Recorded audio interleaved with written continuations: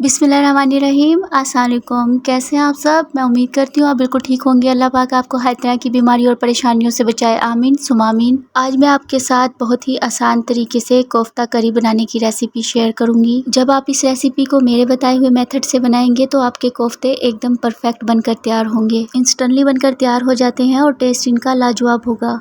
तो चलिए इसे बनाना स्टार्ट करते हैं। यहाँ पर मैंने कोफ्ता करी बनाने के लिए 4 टेबलस्पून भुने हुए चने लिए हुए हैं, 10 बादाम लिए हैं और 1 टीस्पून खसखस ली है। इन सब का हमने एक फाइन पाउडर बनाकर रख लेना है।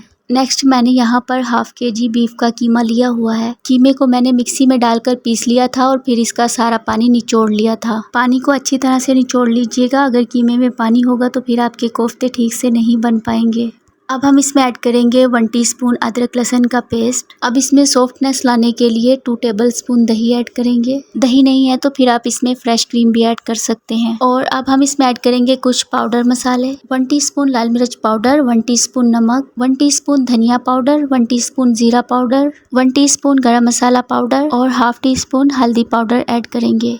अब यहाँ पर 2 मीडियम साइज की प्याज थी जिनको मैंने इस तरह से गोल्डन फ्राई कर लिया था। अब इसमें से हम प्याज का तीसरा हिस्सा लेंगे और इसको क्रश करके इसमें ऐड करेंगे। बाकी जो प्याज के 2 हिस्से हैं उसको हम ग्रेवी में यूज़ करेंगे। बहुत अच्छी खुशबू आती है तली हुई प्याज की कोफ्तों के अंदर। बाय द वे, अगर आपने तली हुई प्याज यूज़ नहीं करनी तो फिर आप नॉर्मल कच्ची प्याज ले लीजिएगा, उसको ग्रेट करके उसका पानी निचोड़ कर फिर उसको ऐड कर लीजिएगा। अब हम इसमें ऐड करेंगे 1 टेबलस्पून नारियल पाउडर। बहुत अच्छी खुशबू आती है नारियल पाउडर की कोफ्तों के अंदर, अगर आपके पास है तो ज़रूर ऐड कीजिएगा। और अब हम इसमें ऐड करेंगे भुने हुए चने, बादाम और खसखस का पाउडर जो हमने तैयार किया था।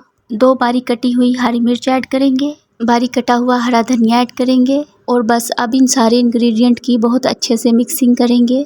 और 1 टेबलस्पून ऑयल या फिर देसी घी डाल लीजिएगा, इससे भी कोफ्तों में बहुत अच्छी सॉफ्टनेस आती है।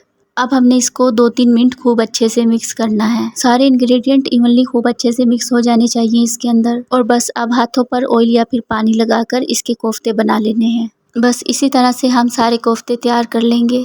तो यहाँ पर हमारे कोफ्ते बनकर तैयार हैं। जितना ये कीमा है ना उसमें हमारे 14 से 15 कोफ्ते बनकर तैयार हो जाएंगे। अभी हम इसको साइड पर रखेंगे। नेक्स्ट हम इसकी ग्रेवी बनाने के लिए पैन में ऑयल ऐड करेंगे। ये वही ऑयल लिया है मैंने जिसमें मैंने प्याज को गोल्डन फ्राई किया था। जब ऑयल गर्म हो जाएगा तब हम इसमें कुछ साबुत मसाले ऐड करेंगे। 3 सब्ज़ इलायची, 1 बड़ी इलायची, 4 से 5 लौंग और 1 इंच दालचीनी का टुकड़ा। और हल्का सा इन मसालों को क्रैकल होने देंगे। इन मसालों की जब खुशबू रिलीज़ होने लगेगी तो इसमें 1 टेबलस्पून अदरक लहसुन का पेस्ट ऐड करेंगे। अदरक लहसुन की कच्ची स्मेल ख़त्म होने तक हम इसको फ्राई कर लेंगे। जब अदरक लहसुन फ्राई हो जाएगा हम इसमें 2 टेबलस्पून पानी ऐड करेंगे और साथ में कुछ पाउडर मसाले ऐड करेंगे। 1 टीस्पून लाल मिर्च पाउडर, 1 टीस्पून धनिया पाउडर, 1 टीस्पून जीरा पाउडर, 1 टीस्पून गरम मसाला पाउडर, हाफ टीस्पून हल्दी पाउडर और 1 टीस्पून नमक। नमक और मिर्च की क्वांटिटी आप अपने हिसाब से ऐड कीजिएगा। अब मीडियम फ्लेम पर हम मसालों को भून लेंगे। जब मसाला अच्छे से भून जाएगा तब हम इसमें हाफ कप दही ऐड करेंगे। दही बहुत ज़्यादा खट्टा नहीं होना चाहिए, नॉर्मल दही होना चाहिए। अब हम इसमें ऐड करेंगे प्याज जो हमने फ्राई करके रखी हुई थी। प्याज को मैंने हाथों से क्रश कर लिया था, ये हम इसमें ऐड करेंगे। अब प्याज और दही को हम अच्छे से 1 से 2 मिनट तक भून लेंगे। जब मसाला अच्छे से भून जाएगा और ऑयल सरफेस पर आने लगेगा तब हम इसमें ऐड करेंगे 1 कप पानी और फिर हाई फ्लेम पर पानी में उबाल आने का वेट करेंगे। जब पानी में इस तरह से अच्छे से उबाल आ जाएगी तब हमने इसमें कोफ्ते डाल देने हैं। कोफ्तों को मैंने यहाँ पर फ्राई नहीं किया है। अक्सर आप जब कोफ्ते बनाते हैं तो पहले उसको फ्राई कर लेते हैं, लेकिन हम यहाँ पर कोफ्तों को डायरेक्ट पकाएंगे। लेकिन फिर भी आप देखेंगे जो आउटकम होगी ना कोफ्तों की वो एकदम परफेक्ट होगी। लेकिन अगर आप चाहें तो इनको फ्राई कर सकते हैं।